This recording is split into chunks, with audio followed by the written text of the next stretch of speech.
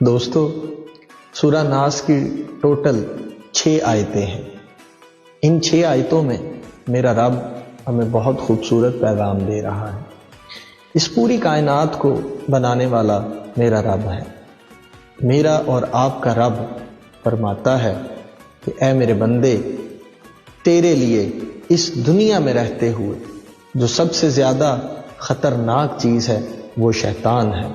رب فرماتا ہے جب تک تو میری پناہ میں نہیں آئے گا تب تک تو اس شیطان مردود سے پناہ حاصل نہیں کر سکتا۔ صرف رب کی بارگاہ ہی وہ بارگاہ ہے جو مجھے شیطان مردود کے شر سے بچا سکتی ہے۔ ناظرین، اس کائنات کو بنانے والا رب العالمین مجھے اس شیطان سے بچنے کا طریقہ بتا رہا ہے۔